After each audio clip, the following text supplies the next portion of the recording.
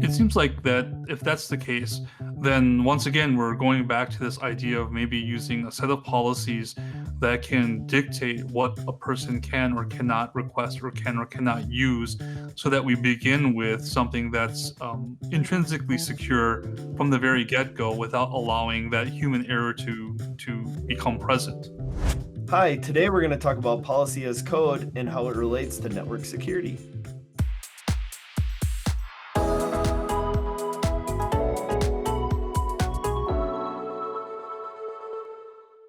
So I think that one of the big things that we see all the time with clients is how Google's network policies and network security can be bypassed pretty easily by simple erroneous things, especially when you're clicking around in the console, like opening up firewall rules and access to VMs without anything in between monitoring and or any policies in place. Yeah, I think customers who don't have great policies get the dreaded email from Google security department that says you're mining Bitcoin and that's against terms of service. Shut it down or we're gonna shut you down, right? And no one wants that. And it's pretty easy in the cloud to turn on an IP address and maybe have a need of a problem you're working on and open up a firewall port, and next thing you know, your machine's hung off the internet. So obviously that's not a great design unless you really intend for that to happen and you've got what the processes in place to secure it. So I think the load balancer is the first thing to bring up from an external access perspective.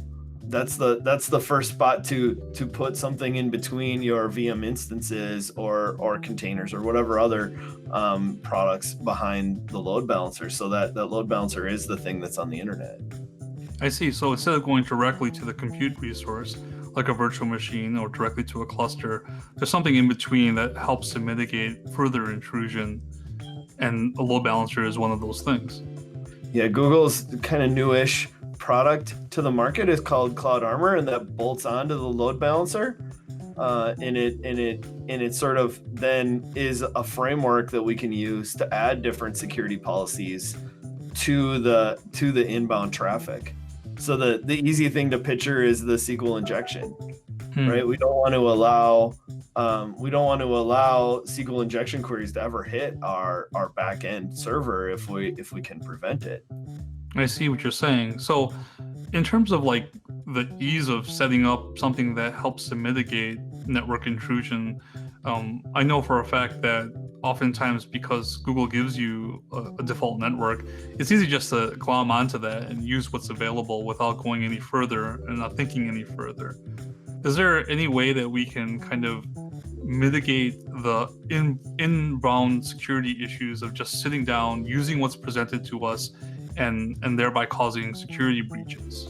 Yeah, for sure. It's I think in everybody's best practices guide to turn off the default network, and it's not so hard to secure that. But in the end, you want to get all of those default policies cleaned up, right? And so I think the most frightening example of a default network is the fact that east-west traffic is wide open. So say one VM's compromised because an accidental firewall was put into place. Now an intruder on that VM can run around that VPC and try to access the other systems as well without any kind of firewall concerns whatsoever.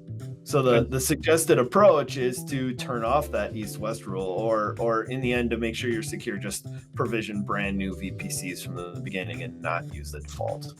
It seems like that if that's the case, then once again, we're going back to this idea of maybe using a set of policies that can dictate what a person can or cannot request or can or cannot use, so that we begin with something that's intrinsically secure from the very get-go without allowing that human error to become present.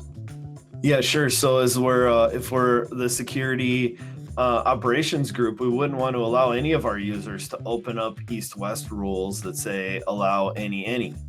right? We would want to put a policy in place rather than push the buttons for them, of course, right? And put the policy in place that denies that change from ever happening, or potentially find it after the fact with a policy scanning application. I see. So, like, I think that you're saying that both before we even provision the networking and then after it's even provisioned, we should be constantly monitoring and making sure that the things that we don't want to have happen are not present within our network. Yeah, for sure. I mean, a continual scanning strategy is good, is probably required. Even better would be to scan for those changes before they take place. I agree. I think that that is the only way to ensure that both ends of the requirements are met. In that, if your policy in the network has changed, the things that are already out there can be scanned and notify you that these no longer comply with this changed policy.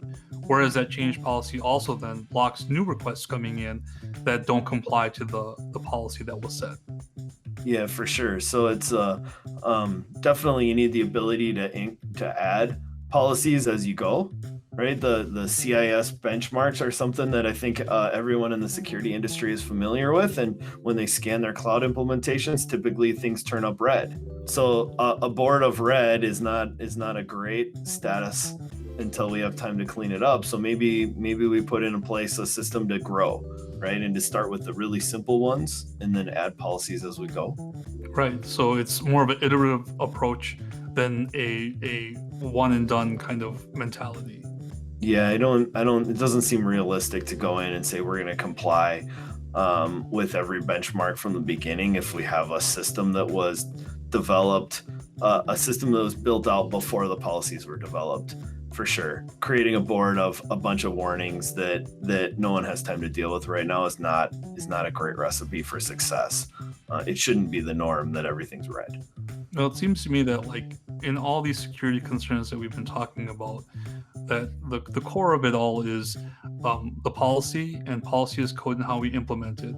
Probably some sort of automation, and then also a strategic look at the entire operations from the beginning to the end without going in tactically just to do things because it's easier or fast. I think that's what gets us in trouble the most.